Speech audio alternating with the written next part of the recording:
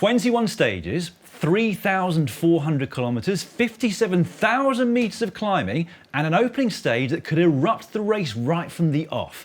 The 2023 Tour de France is now just days away. Coming up, full details on the route, a rundown of the key riders taking part, and how they're looking ahead of the race, plus our usual predictions. But first up, just in case you're not quite ready for the start just yet, let's get you in the mood.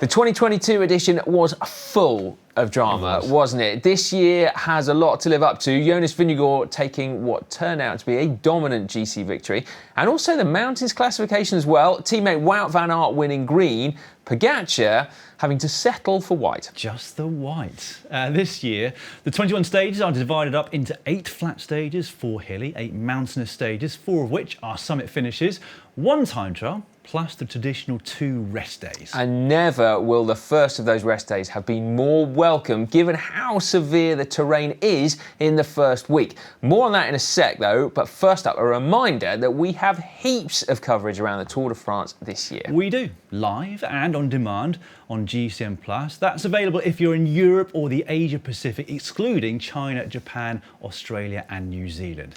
We will, however, be posting free-to-view short highlights every day worldwide, plus written previews for each stage on the GCN app, where you'll also find results, polls, quizzes, stage profiles and much, much more. Yeah, we will also have our usual pre- and post-race analysis on the breakaway with all at Adam, Robbie and Dan, plus coverage on GCN Plus of the team's presentation this Thursday evening as well. So keep your eyes peeled for that. And you're off to the race as well, aren't you? Off to Bilbao? Oh, I am indeed, yeah. I'm going, well, I'm actually not going to leave before the race starts, but I'm going to be getting to grips with as many bicycles as I possibly can. Very good. Look forward to seeing that.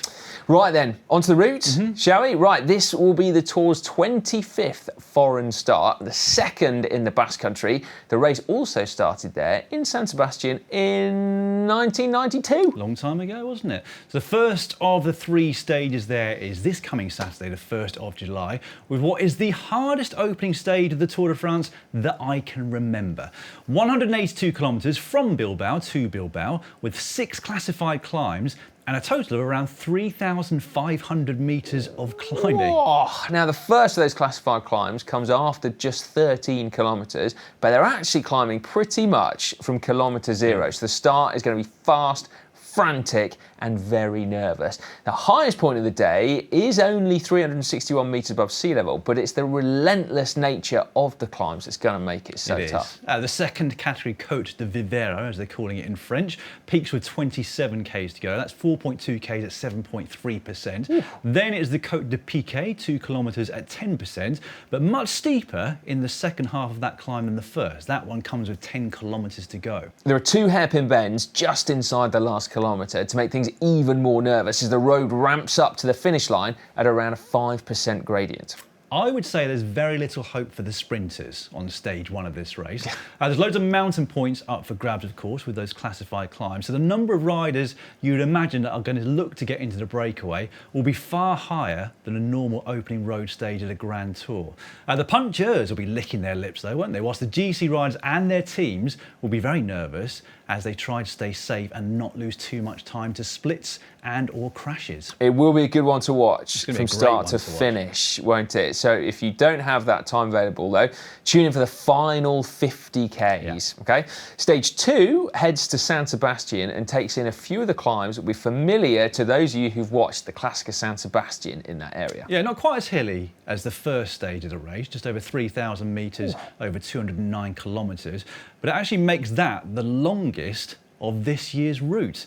The final classified climb is the Jais-Kibel, 8 kilometres at just over 5%, after which there's a 9k descent and then a pretty flat 8-kilometre run into the finish. Yeah, again, not one that the pure sprinters will have marked down in their road book. And I actually think this could be one for the breakaway. I do as well. But I just think people will look at those first two stages and think, this actually has a chance. It's not a nailed-on sprint by any means. Anyway, stage 3 is one that the sprinters will have marked down because there's only 2,400 metres of climbing that day, most of which, though, comes in the first third to half of the stage. Yeah, for the majority of that day, they'll be hugging the coast around the Bay of Biscay, passing through San Sebastian on their way to the finish in Bayonne. The next day, they'll be back in their homeland, France, for stage 4. Yep, 182 kilometres from Dax to Nogaro. And although they're in the Région Hautes-Pyrénées, any good? Pyrénées? Région, maybe it was a bit odd, but yeah, no, otherwise pretty good. Anyway, despite them being in the Pyrenees, let's say, it's the second flattest road stage of the race, so that one is another one for the sprinters. Yeah, and we are already into the high mountains though. The next day, stage 5, 163k from Pau to Larin, which is Pau. Yeah. Sorry, which is where Pogačar won his first ever stage of the race back in 2020. The opening 70k are flat, but then it's straight up the Col de Sudet, 15.2k at 7%, and the first HC mountain of the race. Another climb comes a little later, and the final one of the day is the Col de Marie Blanc, 7.7k at 8.6%. Yeah. That stage has the most amount of climbing of any up to that point in the race at 3,600 metres. But it's over 16 k's from that final climb to the finish line, mainly on descent. The second half of the stage is actually pretty much a carbon copy of the one that Pogačar won back in 2020. Yeah, it doesn't relent the following day, does it, not, for stage 6? And far from it, in fact. It's just an incredibly tough day in the saddle. It's only 145 kilometres, but it takes in the Col d'Aspin, which is 12k at 6.5%, and the Col de Tourmalet, 17k at 7.3%. Yeah, and the descent from there leads into the first summit finish of this year's race. It's the first category Courtrai-Combasque, 16 k's at 5.4% average gradient, which doesn't sound too bad, long, but not a severe gradient. But then it's over double-digit gradients of much of the last 4 kilometres to the finish line. Yeah, a lot of it's like a valley road, that one, isn't it, I think?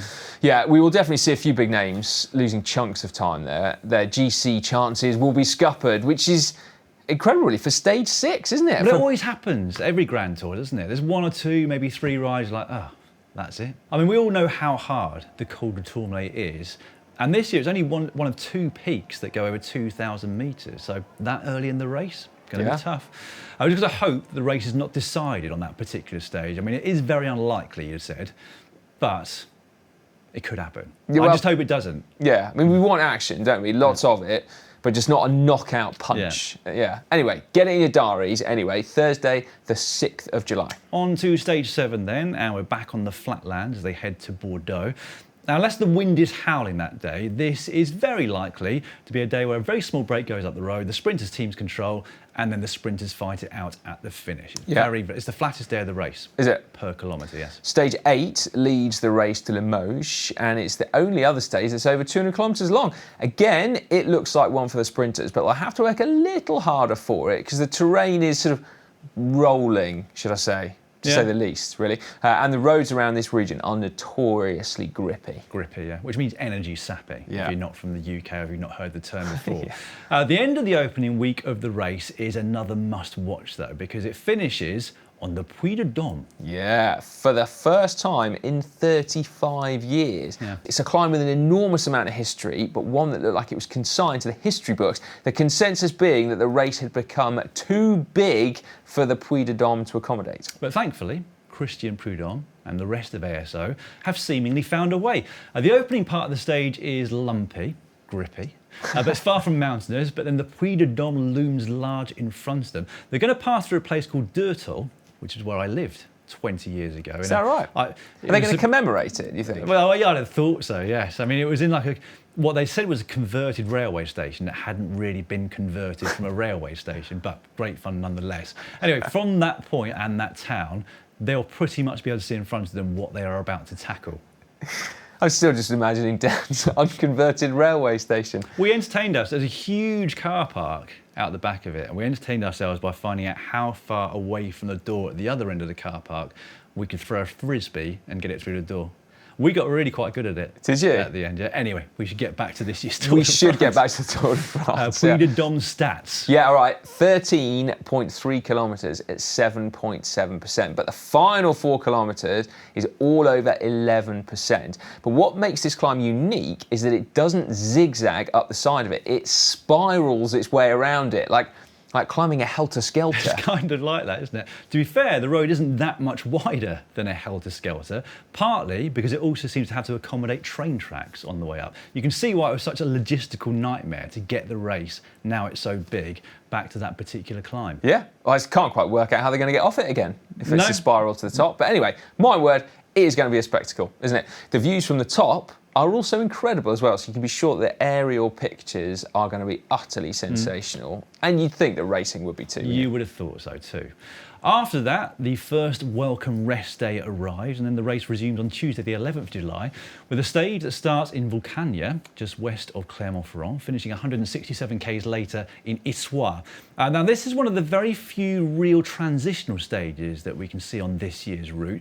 Now, I can tell you from experience that the roads in this region are incredibly tough, and that area is one of the hottest places in France in the summer. It could be a very tough day out indeed. Yeah, it has breakaway written all over it. It does, doesn't it? There is a third cat climb from the off and a further 4 en route before descent down to the finish.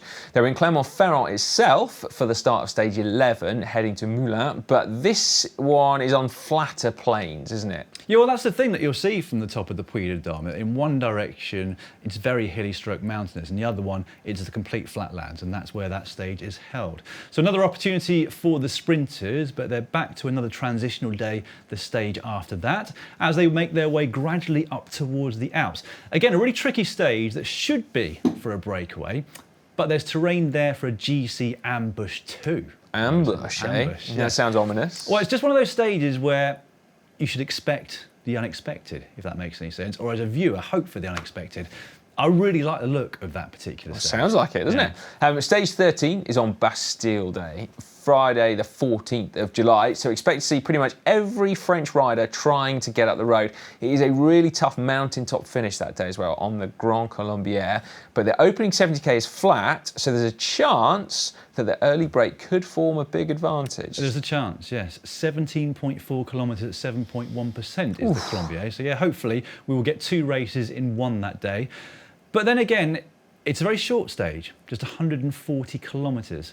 Either way, it'll be a big test for the GC riders just there.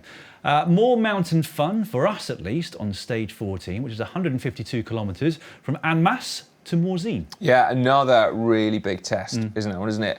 5 categorised climbs, 3 of them first category, just one of them HC, and it's the one which comes last, the Col de Juplin, 12k at 8.5%. But again, the steepest part is the second half. At the top, they'll remain on a little bit of a plateau for a short time, and then it is a fast and technical descent to the finish. In total, there's 4,229 metres of climbing on that stage, according to Velo Viewer, but there's even more the following day. In part, that's because it's a longer stage, 179 kilometres from Léger, famous for its mountain biking, indeed, as you well know, to Saint-Gervais.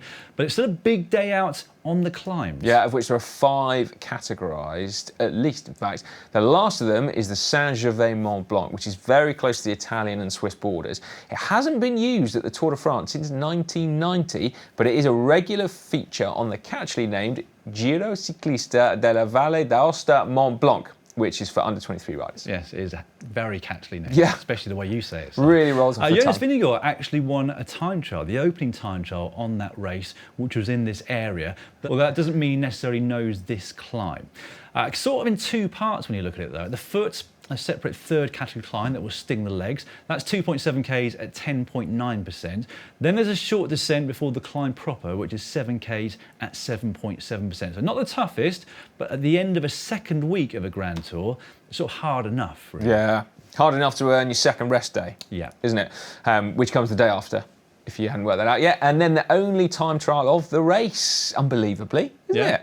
Only 22 Ks, but it is hilly. In fact, the last 6K is all uphill, including a 2.5 kilometre section at 9.4%. That comes in the first half of the climb, with the gradients relenting a little bit over the final 3K to the line. Yeah, they're back in Saint-Gervais-Mont-Blanc for the start of stage 17, which is the queen stage of this year's race, or at least the one with the most climbing, 5,100 metres.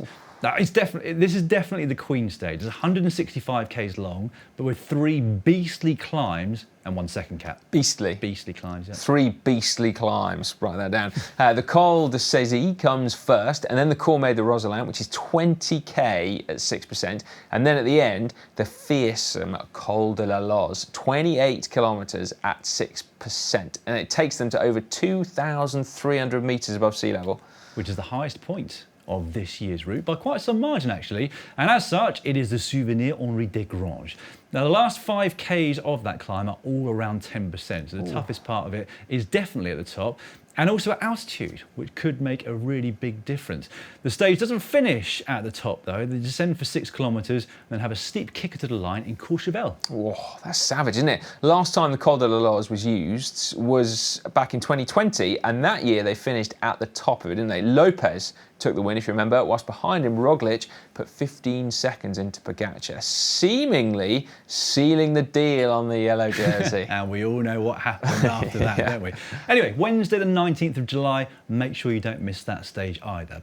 The sprinters that have made it through that stage will be able to test their weary legs into Bourg-en-Bresse the following day. And then stage 19 into Poligny looks to be one for the breakaway riders. Just depends on how many sprinters are left and how many teammates they have left with them as well. Yeah, so a couple of days for the GC guys to rest relatively easy before one final hit out. At 133.5 kilometres, it's the shortest road stage except for the final day on the Champs-Élysées, but it packs 3,500 metres of climbing into that distance. Yeah, I was working out actually in terms of amount of metres of climbing per kilometre. It's the 4th hardest stage of the race this year. None of the climbs are particularly well known or famous, but there are 6 of them squeezed in there, so there's little to no flat on the road that day.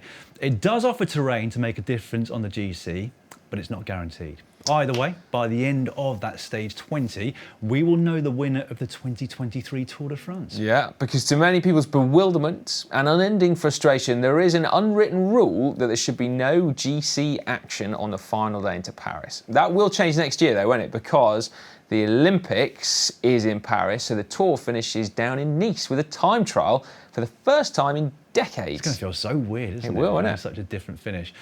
We'll be on the Champs as normal for the final day this year, though, where there should be one last opportunity for the sprinters. Almost nailed, really, isn't it? Because last time the breakaway won on the Champs must be 20 years ago. Just before we move on to the riders, a quick mention of the GCN shop. We have got a whole load of limited edition clothing and accessories that we've created to celebrate the big month of racing ahead.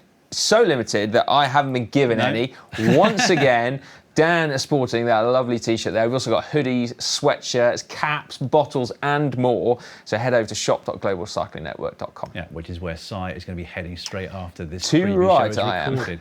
On shop.globalcyclingnetwork.com, you're also going to find the Fan's Guide to Pro Cycling book, which has proven very popular amongst both die-hard cycling fans and new fans of the sport. There's some really great contributors to that book, including current pros, so it's really very insightful. It is indeed, yeah.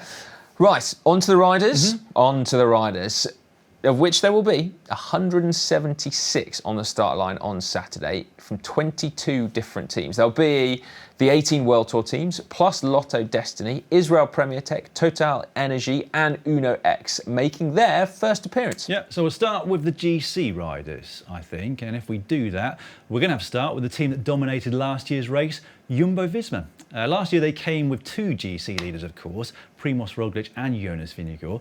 This year, the Dane is going to start as the sole leader, so quite a different dynamic for them. Yeah, but he does seem more than ready for that extra pressure, doesn't he?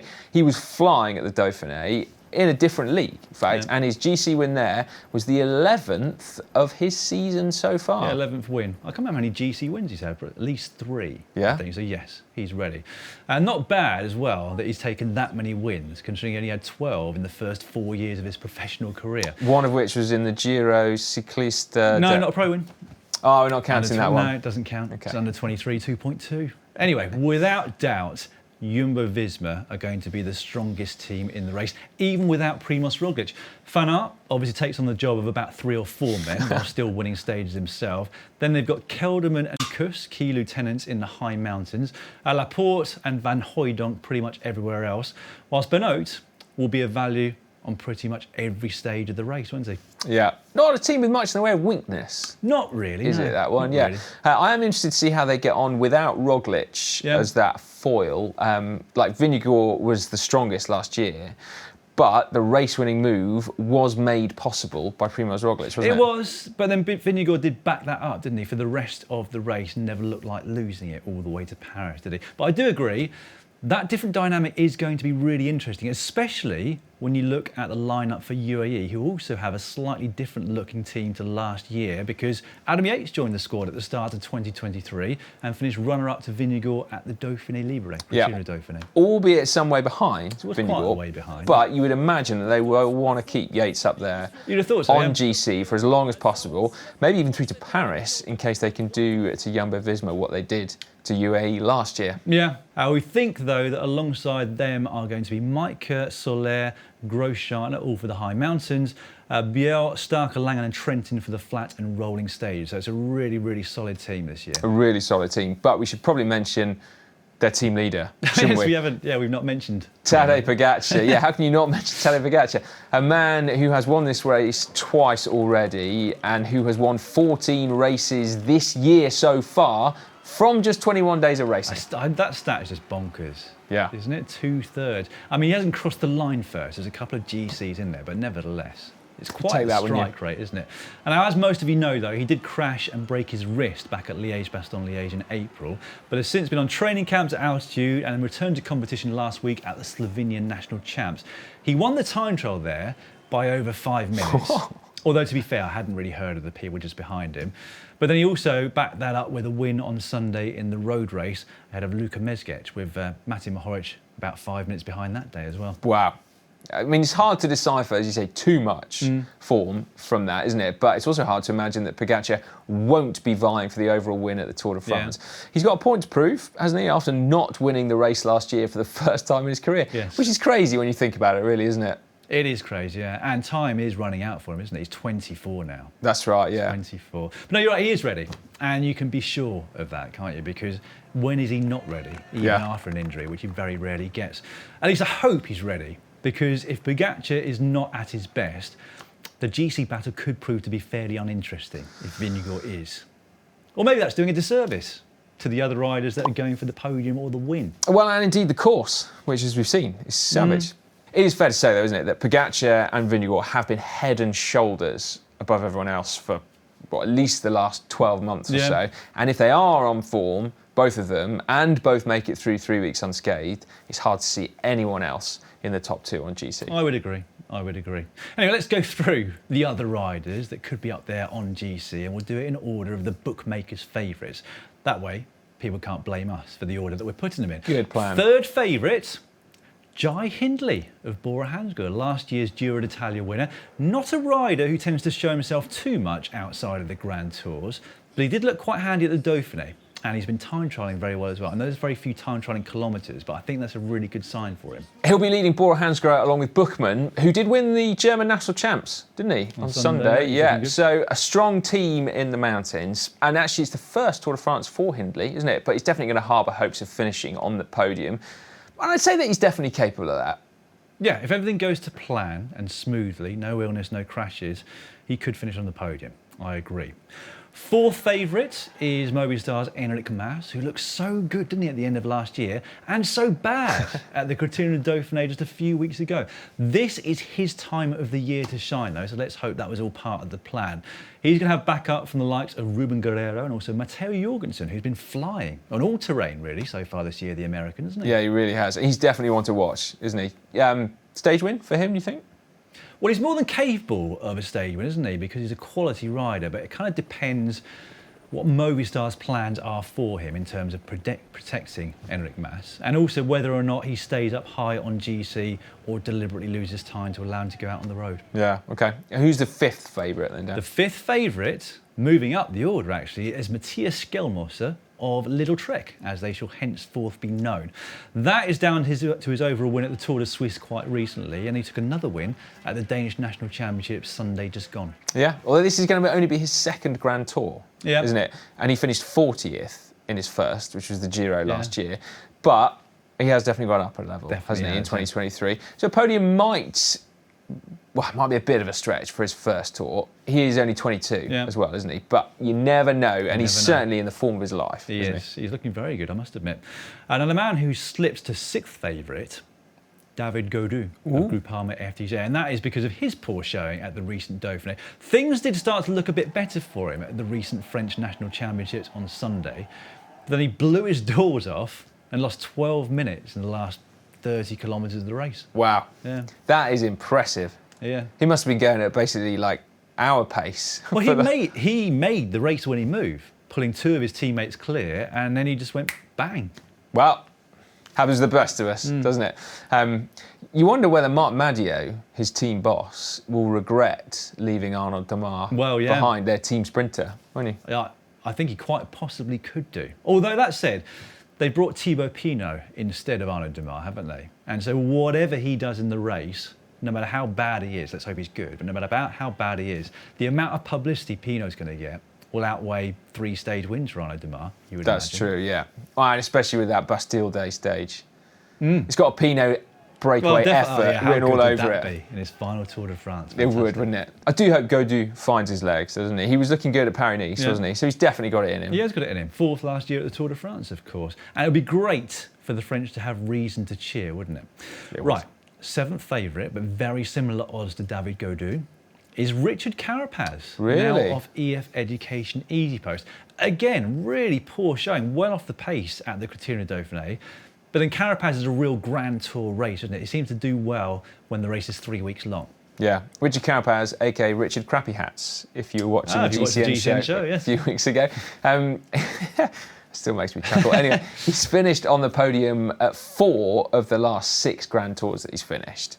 So you're right, he is a man for the Grand Tours, isn't he? If he does finish, he should be right up there. He should be right up there, you'd have thought. 8th favourite is Adam Yates, who we've already mentioned for UAE Team Emirates. And so on to the 9th favourite, equal 9th favourite actually, we've got 2. Tom Pidcock of Ineos. Really? Yeah, and Ben O'Connor of AG2R. Amazing that we've got this far, and Pidcock is the first Ineos Grenadier rider that we've mentioned, really, isn't it? The world moves fast, doesn't it? It does, yeah. To be fair, he is one of the most talented cyclists in the world, but he's not really shown anything in his career thus far to suggest that he might be about to finish top 10 at the Tour de France GC. No. I mean, he lingered in the top 10 for the first half of last year, didn't he? Just after his Alpe d'Huez win, I think. But you're right. He's not shown signs of being near the podium, definitely.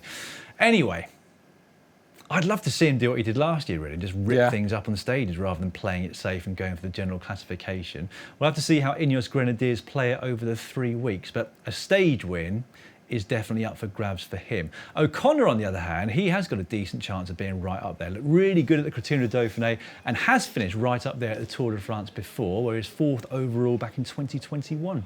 Yeah, Australia have a few options, don't they, really? It'd be nice to see O'Connor up there, particularly as he is on a French team. That's what you've got to say. Right, where are we now? 11th favourite? 11th favourite, that is Mikel Landa of Bahrain Victorious. Again, poor showing at the Dauphiné, but I think he'll do quite well at the Tour de France. I mean, it starts on his doorstep, doesn't it? And there are very few time trialling kilometres this year, which is his kryptonite, as we all know.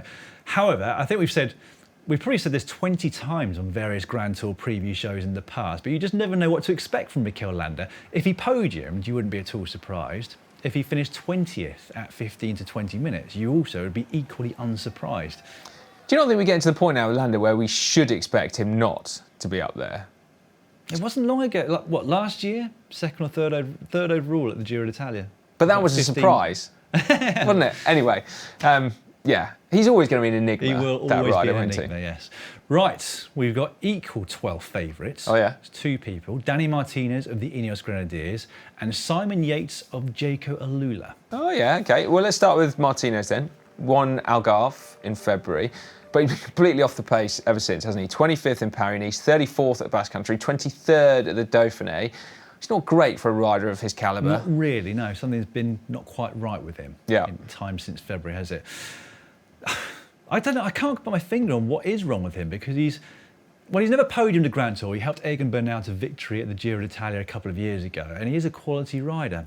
Anyway, whilst we're talking about Martinez, we should mention Egan Bernal again, winner of this race back in 2019, but as we all know, still battling to get back to his best after that horrific training crash, 18 months or so ago? Yeah, now? there have been some good signs that he's headed in the right direction, but it still feels a little bit too soon for him to be threatening the podium.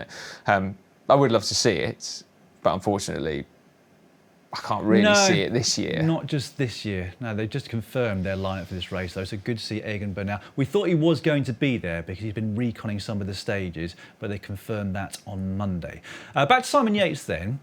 And it's quite hard to tell how he's going because we've not seen him race since he pulled out of the Tour de Romandie after a crash in early May. He's going for the Roglic style. He is Grand going for Tour the prep, Roglic isn't style. he? Training and no racing. I wouldn't count him out, but then at the same time, he hasn't finished his last 3 Grand Tours. No. Has he? We know what he's capable of on the climbs, but since the arrival of the Pogačars and the Vingegaards of this world, a second Grand Tour win looks increasingly unlikely for him, doesn't it? Hence the higher odds, I guess. Well, indeed. Moving on, Romain Bardet, Carlos Rodriguez, they'll be hoping for a decent overall result. Despite being quite far down the order, though, with the bookies, those two, it wouldn't be a huge surprise to see either of them finishing in the top 5. We know Bardet's background and Rodriguez is incredibly talented, isn't he? That's right, yeah. Other riders worth mentioning, Pello Bilbao, Alexei Lutsenko, Louis Meintjes, Rigoberto Urán, Guillaume Martin, Giulio Ciccone, and Jack Haig as well, who is doing the Giro, Dauphiné and Tour de France Grand Slam. Crikey, got to be good to do that. Oh, well, yeah, you did. What happened to you on the 3rd of that Grand Slam? I had Staphylococcus or something. Yeah, and I didn't finish the Dauphiné, to be fair, as Jack Haig did. He was in 5th position overall. So there's a slight difference in results through the Grand Slam so far. Still, it's got to be too much for a rider, hasn't it? Particularly with a late Giro, early Tour. Well, we'll see. It'll be a case study in point. Yeah, okay. Right, before we get on to the sprinters, we'll talk puncheurs. And if we're doing that, we're going to have to start with Mathieu van der Poel. Last year's race was such a disappointment for him and for his fans, wasn't it? He just wasn't himself. I was gutted. After the Giro d'Italia. This year, though, he has raced far less going into the Tour de France. And he's going to be a big, big favourite for the first yellow jersey of this year's race. Yeah, he looked good at the Tour of Belgium, didn't he? He did. He obviously won 2 monuments this year and a World Cyclocross Championships at the beginning of the year. So he does know how to get it right on the big occasions. He does get it right on the big day, doesn't he? I would love to see that, a Van der Poel yellow jersey and masterclass on that opening stage. After that, if last year's Giro is anything to go by, he will be on the attack on almost every other stage of the Tour. Or maybe he's learnt from last year's Giro d'Italia, because he does want to win the World Championships in Glasgow in August as well. True, yeah. Early August, isn't it?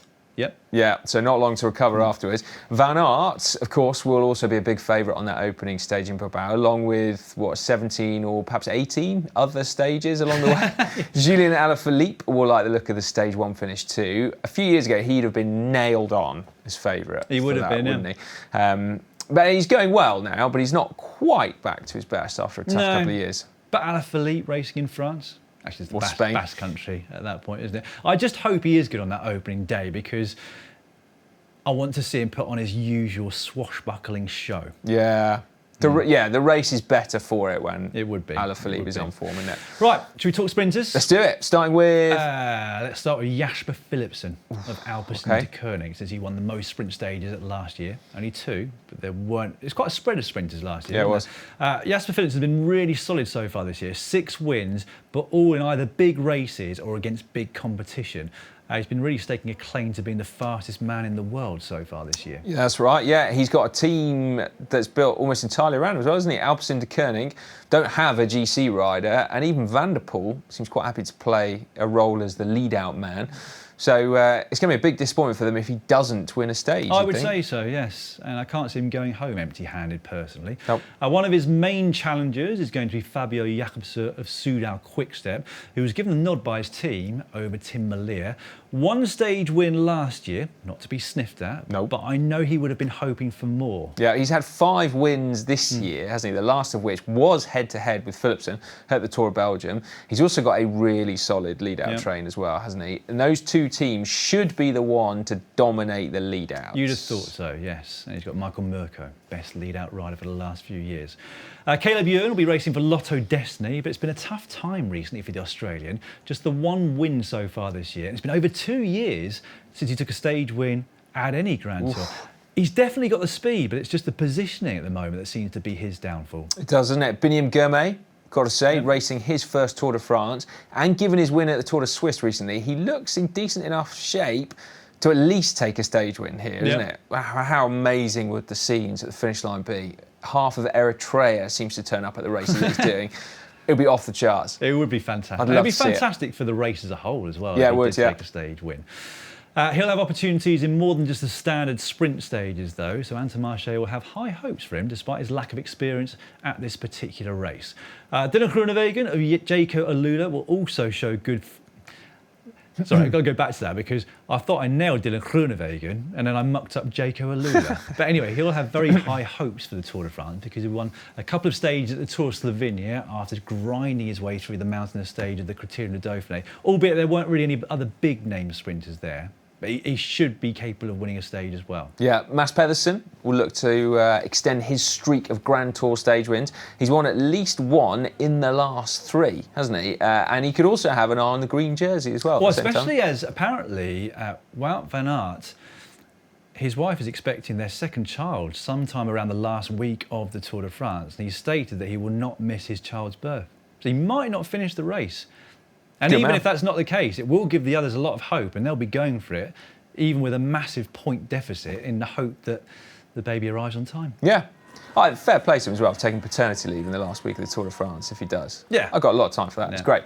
Other names worth mentioning for the sprints are Meijers, Christophe, Varenschold, Cockard and Welsford. But there are 2 big names that we have yet to mention. Yes, indeed. First up, Mark Cavendish, riding his last ever Tour de France and, of course, attempting to win his 35th stage.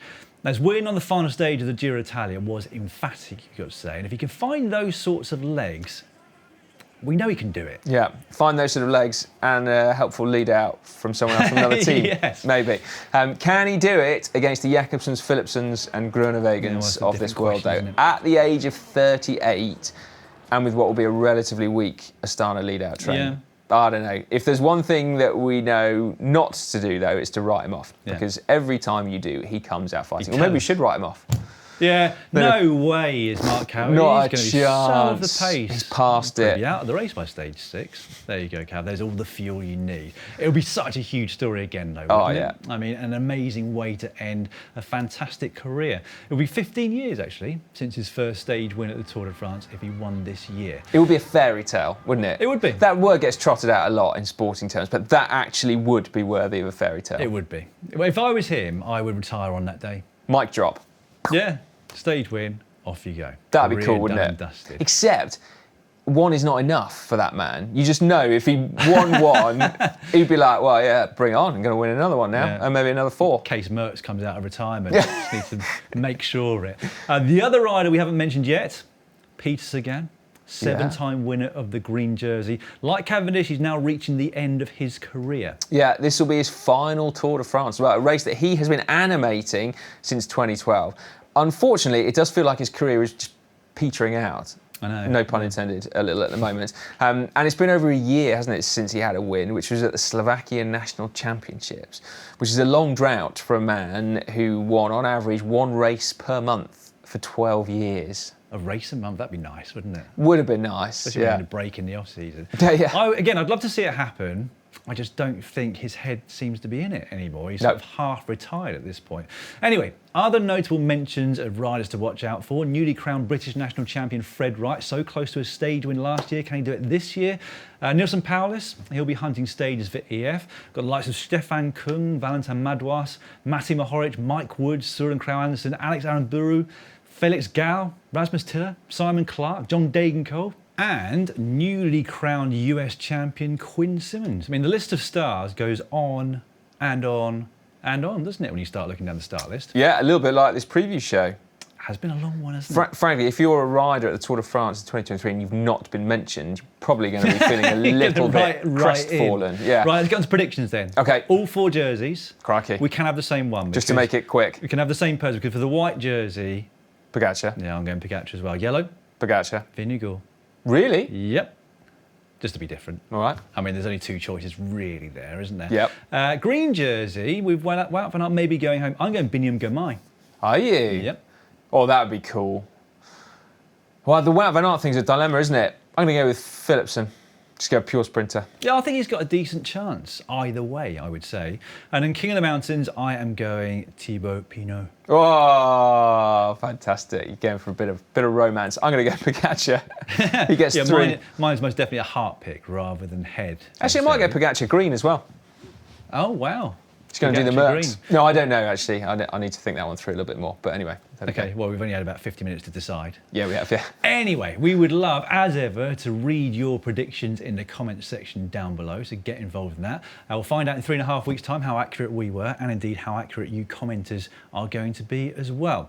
Anyway, well done to all of you who made it through to this point in the show. You all have the endurance of a Tour de France rider yourselves, I think. You do indeed. It's been at recovery pace, though, this show, hasn't it? Yeah, should have had a mid-stop cafe, shouldn't we? Most people probably have, I would imagine, and lunch. Maybe even supper at the same time. Anyway, we hope, very much hope, that you can join us for our coverage of the Tour de France starting on Saturday. And don't forget as well, if you haven't already heard enough about all the shows, we've got the World of Cycling show as well, which is each week on GCN+, but it moves to the rest days during the Grand Tours. And of course, we've got our brand new documentaries that are out. They too will be released on the rest days as well. So you've got something to watch. Quite a lot to watch. A lot to watch, yeah. Right, that really is all for now. We'll see you on Saturday. We cannot wait. Yes.